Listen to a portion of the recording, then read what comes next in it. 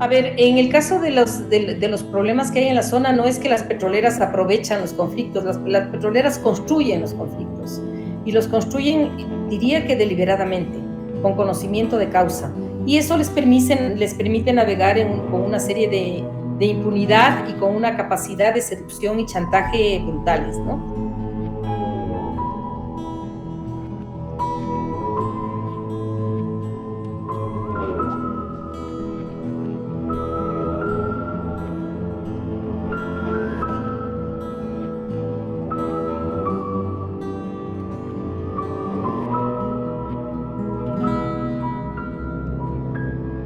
A ver, yo creo que primero es necesario una pequeña información de contexto, y es que en el caso del Ecuador, que es un país que ha sufrido por las actividades petroleras desde hace más de 50 años, hace 10 años se intentó realizar un proceso de consulta ciudadana para tratar de salvar un territorio que se llama Yasuní.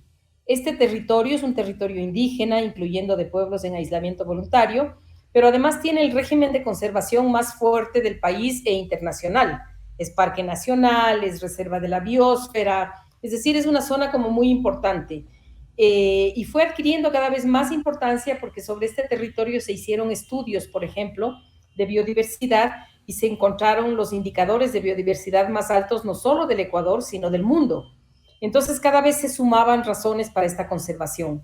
Nosotros, para intentar conservarlo, hicimos un proceso de recolección de firmas que hace 10 años fue descalificado con una serie de recursos fraudulentos. Y lo menciono con ese adjetivo porque durante 10 años hemos hecho un trabajo de auditorías, de revisión de firmas, de acciones legales que prueban que hubieron varios fraudes en el proceso de verificación de firmas, hasta que hace un mes, un poco más, 2 meses, la Corte Constitucional diera finalmente su dictamen favorable para proceder a la consulta. No te distraigo con detalles, solamente para hacer notar que es un proceso que ha pasado 10 años en cortes, en distintas cortes, la electoral, el Consejo Nacional Electoral y el Tribunal Electoral, la Defensoría del Pueblo, el Consejo de Participación, es decir, distintas instancias, hasta lograr decidir que sí procede una consulta, la pregunta es válida y son los ecuatorianos, el conjunto de ecuatorianos, los que tienen que decidir sobre si se mantiene o no el crudo en el subsuelo. La pregunta, lo que dice la pregunta es si está usted de acuerdo que el gobierno ecuatoriano mantenga indefinidamente en el subsuelo el petróleo de este bloque. Es un bloque que se localiza en el Yasuní, que tiene de número 43. Pero lo que es muy interesante es que en el dictamen de la Corte Constitucional, al haberse encontrado que hubo un proceso de participación interferido, se dice, para que tenga más claridad el votante, en caso de ganar el sí, si es que se gana el sí, deberá pararse toda la actividad petrolera, no se podrá hacer nuevos contratos ni nuevas exploraciones, pero además deberá adelantarse un proceso de abandono, que sea ordenado, que sea progresivo, pero que no dure más de un año. Entonces es una consulta que tiene un carácter muy fuerte porque no solamente favorece la participación, protege el territorio desde el punto de vista de la conservación, sino también de los pueblos indígenas, pero sobre todo evita la impunidad, evita esto de los hechos ocurridos, digamos, cuando nosotros llevamos peleando y solo muchos años después nos dan la razón y nos dicen sí, pero es para lo venidero. Esto no es para lo venidero, esto es para todo lo que se hizo mal los 10 años anteriores. Esa consulta se realiza el 10 de agosto junto con un proceso electoral que está desarrollándose en el Ecuador en condiciones muy duras, muy complejas. Si es que las noticias han llegado, es un momento muy difícil para el país, porque hay un proceso electoral que ha estado ensombrecido por la muerte y por la violencia, pero además es un proceso de participación que ha removido mucho las respuestas de la industria, sobre todo petrolera. Sí. Durante todos estos años hubo actividad petrolera en este bloque, ¿no? O sea, lo que se decidiría ahora es dejar, pero mientras tanto hubo. O sea, lo dilataron y hubo, mientras tanto, actividad. Desde el 2016 se empezó ya la extracción petrolera. Entonces sí tenemos como 8 años de extracción y es el campo petrolero, diría que en términos de cantidad, más importante del Ecuador. No así de calidad, porque se trata de un crudo muy pesado que está ligado a muchos desechos, tanto de aguas de producción como de remanentes de gases, o sea, es un proceso complicado.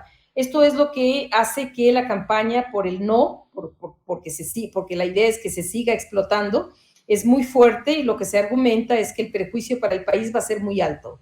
Entonces está sopesando si haces una zona de sacrificio porque hay mucho petróleo o si decides que vas a recuperar esta zona que es considerada un paraíso.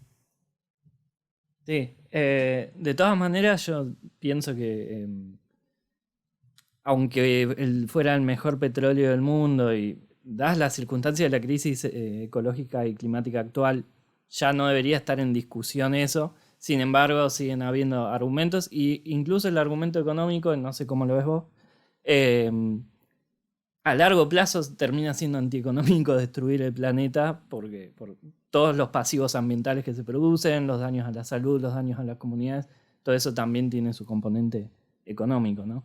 Entonces es como que se queda sin argumentos también digamos, ellos solamente evalúan los beneficios económicos que se perderían para ellos, para sus propios intereses, ¿no? Efectivamente, aquí ha habido mucha discusión sobre el tema económico, sobre todo tratándose primero de que es un recurso no renovable que se va agotando, pero además de que el cambio climático está provocando unos gastos impresionantes, ¿no? Pero inclusive así no fuera así, cuando tú hablas de temas de derechos, de temas éticos, ¿a qué valor le vas a poner a la biodiversidad? ¿Qué valor pones a los enfermos con cáncer? ¿Qué valor pones a los jaguares?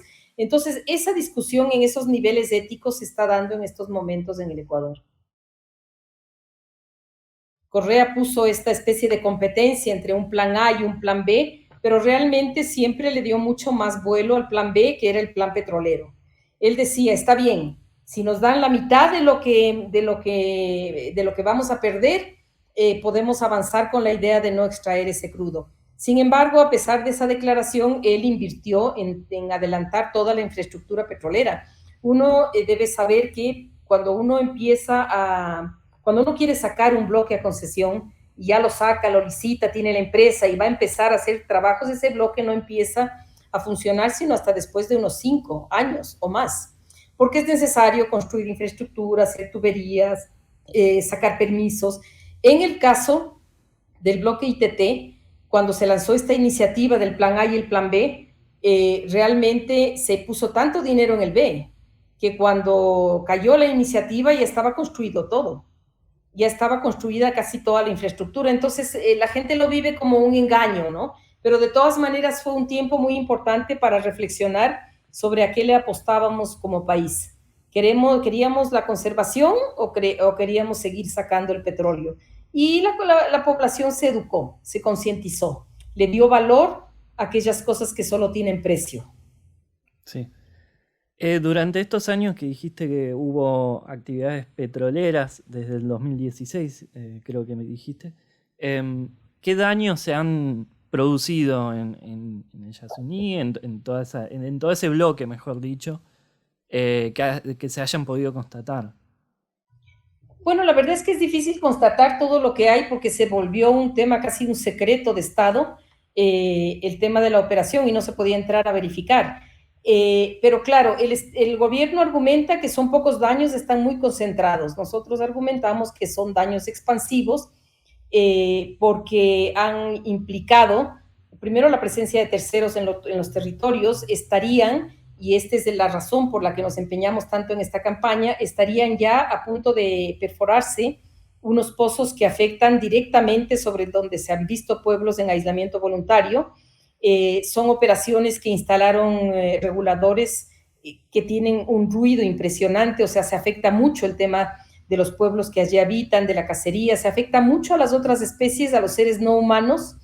Estás hablando de una zona que es súper frágil. Ha habido una intervención intensiva de la actividad en la zona y se saca un petróleo que es un petróleo que se saca con mucho desecho. Solo para que tengas una idea, de cada 100 barriles que salen del subsuelo, solo 7 son de petróleo. Los 93 son desechos que hay que colocar en algún lugar. Si bien se argumenta que hay algunos lugares que están fuera del Parque Nacional en donde se está reinyectando, no significa que no esté contaminando al resto de la zona, más aún considerando que es aguas arriba, es decir, que el agua de todas maneras va a llegar después al Yasuní.